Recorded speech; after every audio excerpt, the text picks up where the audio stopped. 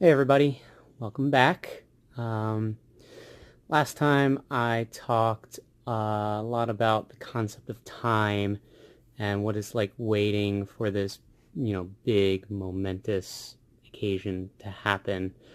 And as I started thinking about it more, I realized that in addition to the physical stress of congenital heart disease and waiting for a transplant, there's also a lot of mental stress that is sort of put on the emotions and plays out a lot in the emotions as well. As I thought about that more, I thought about the times where I'd be falling asleep and there would be this moment or a series of moments that, I would just open my eyes and go, oh shit, like this thing is going to happen.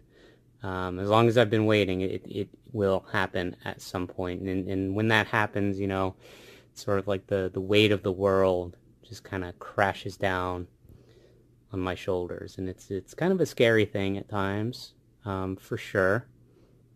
It's also exciting, and it's also, a bunch of these different emotions kind of come into play.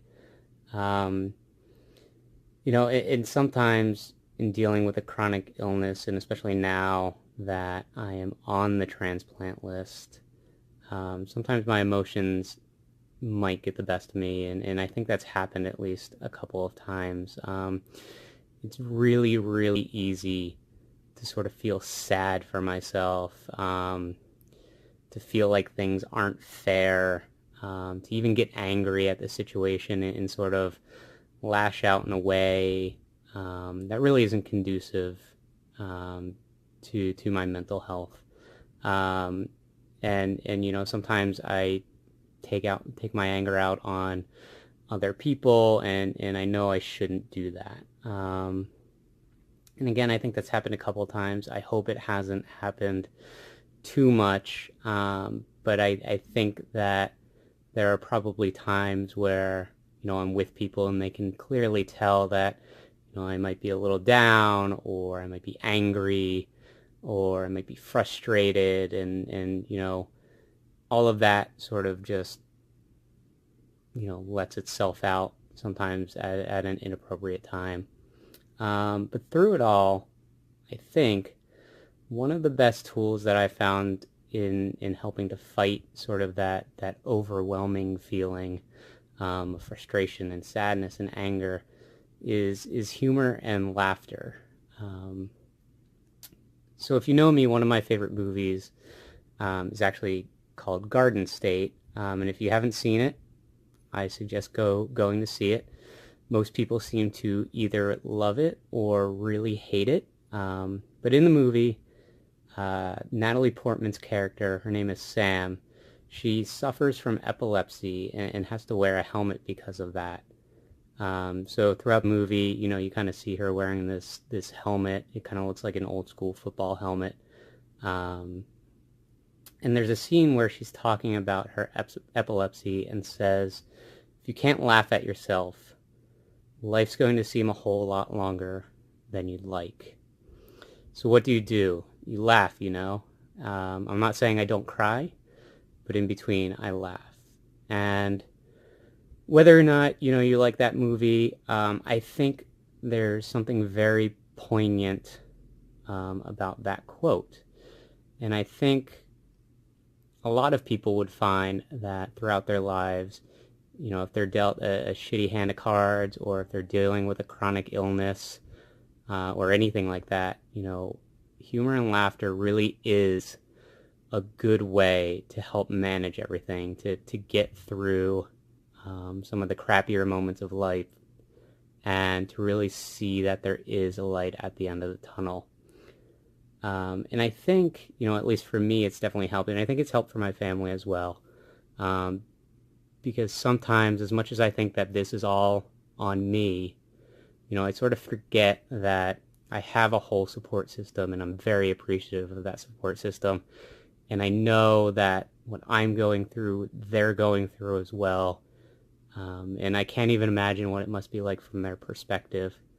But I think that laughter has sort of helped along the way. And to give you an example, when I was maybe 8 or 10 or 12 or something like that, I played in a Little League baseball, and I was usually the pitcher. Um, I didn't throw very fast or very hard, but at that age, I don't think it mattered. I was accurate enough that I could strike out a couple batters here and there, or get them to pop the ball up. And in my head, it sounds much more majestic than it actually is, because at 8 or 10 or 12, I don't think anyone could hit the ball anyway. So being a pitcher was kind of the best position for me, to make me seem like I was a good baseball player. But there was one especially hot day, where I actually was pitching and I collapsed on the mound. I was extremely overheated. I was probably dehydrated, and I don't really remember exactly what happened after that moment. But during a follow-up visit to my cardiologist, in the hallway, my dad actually asked if my doctor could prescribe me something called pitch-a-betigum.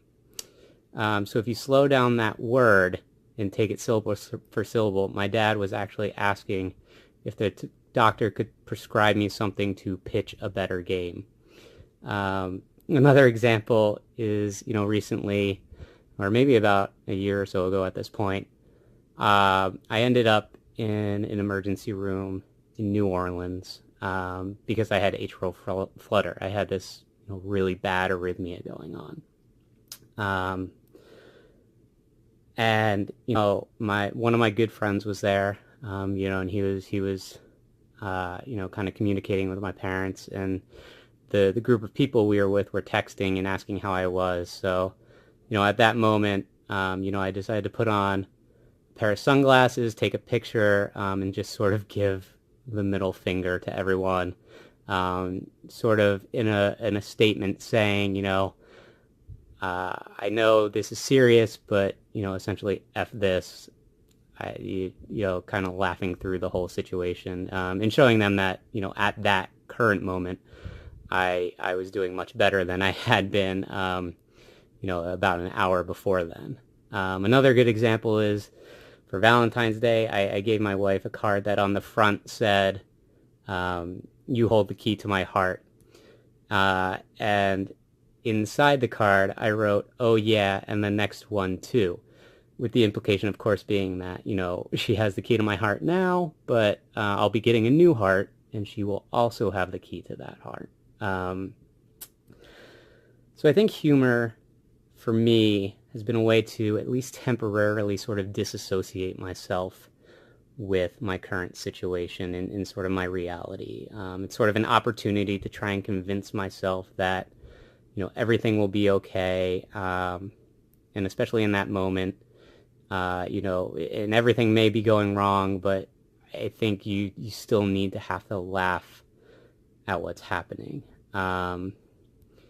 Whether that's, being a pitcher in Little League and collapsing, or, sort of this gallows humor, self-deprecating humor even, and just kind of laughing your way through life.